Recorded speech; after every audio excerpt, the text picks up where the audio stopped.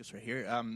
We talked, and you guys have had to answer a lot of questions about defending, but it just seems like late in games, especially recently, you guys have really locked it down. What do you attribute that to from the third period on, just closing the door?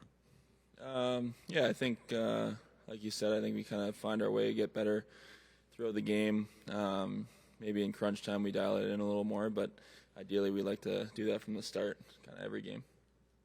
Right side, front row. Hey, Darnell, I know last year you guys were kind of a little banged up. I just want to ask you about the physicality against the Panthers. It seems like this year, at least in game one, you guys ramped it up. Is it just a matter of you guys feeling better going into the game? You weren't as worn down, or how are you seeing that physical battle against them? Yeah, I think obviously, our team is healthier this year than we were last year. Also a team built for a lot of that, the physical edge and whatnot. Our team's not afraid of that, so obviously playing a really good opponent that brings that physicality each night, and we're gonna have to match that. Left side, third row. Jake and Darnell, the Panthers, they love that ring. They come down the one side, they'll ring it on the other side. So when the D-man's going back, usually on the wall, you're on your backhand to try to pick it up off the boards. And they do that consistently. How do you change and adapt? What do you think you can do better? Evander said you'll make some adjustments to come out cleaner as a team. How challenging is it for you always having to retreat on your backhand? And then how can you counter that? Yeah, it's, I mean, we expect it.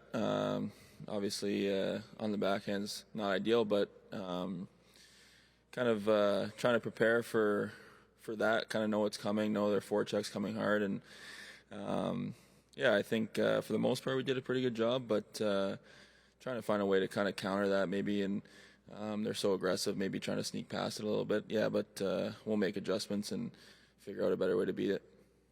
Right side, second row. Darnell, late in the regular season, you guys had a lot of pieces out. I remember McDavid saying something like, "We're not the walking wounded. We're going to be fine." Has that basically played out? And did it really just take a couple of games in the LA series just to kind of get everybody clicking again? Yeah, it's tough. I mean, playing the game yesterday after being off for a week it's tough to find your legs. Sometimes it's tough to find your timing.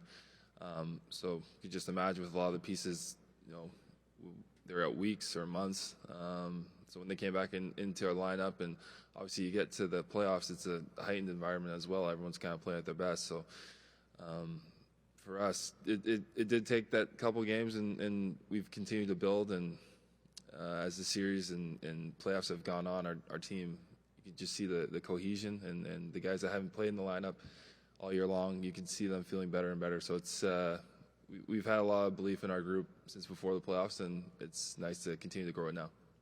Right side, second row.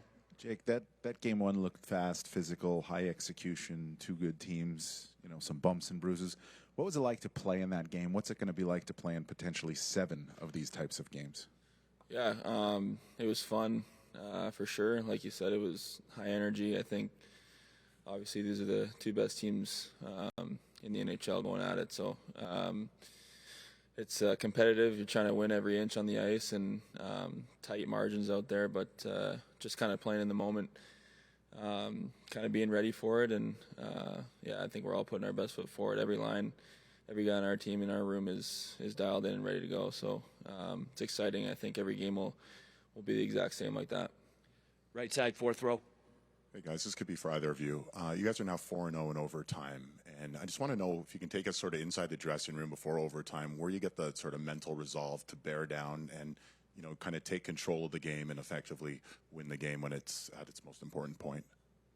I think our room's pretty. I said it over the course of the year, but even the playoffs, we could be up 1-0, down 1-0, going to the playoffs, going to OT.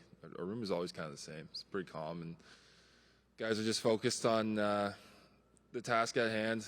So I think it just comes with the maturity of the group and just knowing no matter what situation, at some point someone's going to get a chance, and it's playing a good, hard, strong defensive style, and when that opportunity or that chance comes, making the most of it.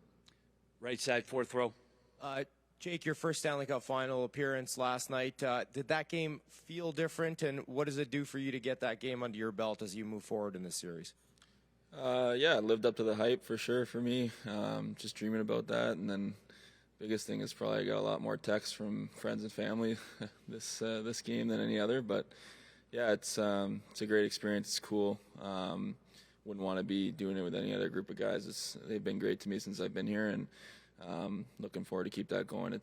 Every game is going to be a challenge, and especially against the team we're playing. I think I watched a lot last year when these guys were playing, and I think we're playing against a better Florida team than they did last year. So I felt it. It's intense, and yeah, we're just putting our best foot forward, and I think we're all capable of that. We'll take a few more left side, front row.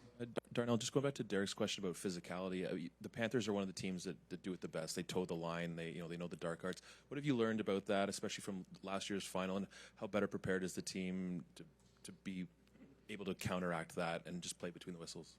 Yeah, I think for us it's just playing between whistles and playing hard and being physical.